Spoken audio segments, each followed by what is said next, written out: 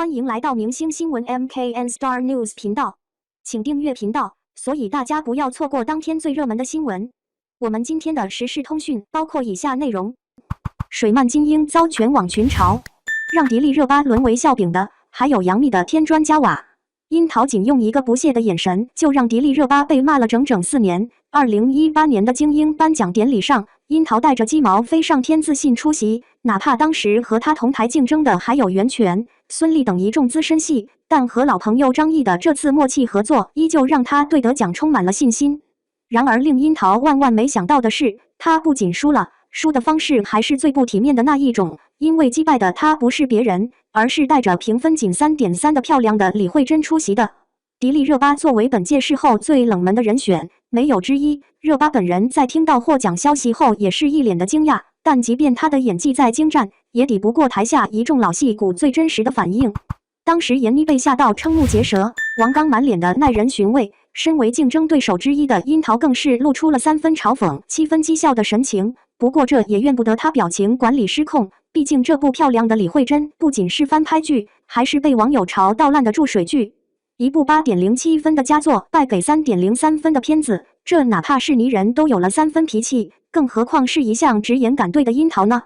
然而还沉浸在获奖喜悦中的热巴，俨然没有注意到前辈们的微妙神色，她更不会想到自己积攒多年的路人缘竟会因这次获奖濒临崩塌，让迪丽热巴沦为全网笑柄了。不仅是她水漫精英的 K， 更因为杨幂的这句话，让她的高职人设瞬间荡然无存。2015年电影《怦然心动》的发布会上，初出茅庐的迪丽热巴突然就被主持人 Q 到表演才艺，被这一不在流程中的环节惊到的她，瞬间就将求助的目光看向了老板杨幂。然而对方却好似没有 get 到一般，不仅没有出声为她解围，反而调笑表示热巴其实精通18种外国语言。这下主持人也乐得看热闹，直接顺驴下坡，提出让热巴现场翻译，简单一点，而且切合我们今天的主题，希望大家喜欢这部电影。于是就出现了这极其尴尬的一幕，杨幂表示就当他是对的吧，反正我们也听不懂。很显然热巴是不擅长外语，然而主持人却不在意，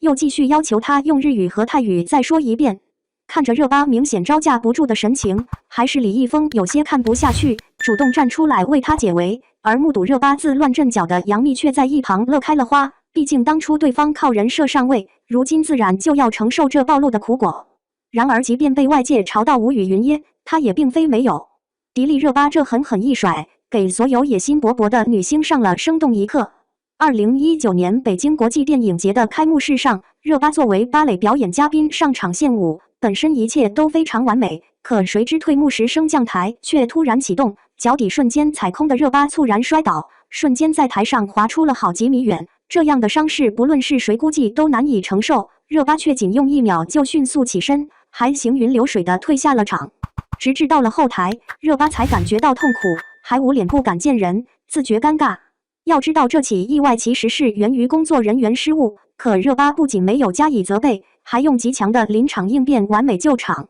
并且后来还有知情人士爆料，热巴早在5天前就已经旧伤复发，可出于责任心，她还是吃了止痛药强行上场，本身是非常敬业的表现。然而在各色爆料冲上热搜后，不少人却质疑她是在炒作博热度，有说她卖惨买热搜的，有说风凉话表示明星赚钱这么轻松，摔一跤也没什么好心疼的。更有甚者还胡编乱造称摔倒其实是因为没有提前排练耍大牌才会出现这样的事物。但其实细究他私下的人品，哪怕是无尽头处，当张碧晨无视残疾人默默走开时，热巴却主动扶起了对方。而眼看他一跃跻身为当红小花，或许这就是善良之人终有好报吧。感谢您观看视频，请订阅我们的频道以支持我们。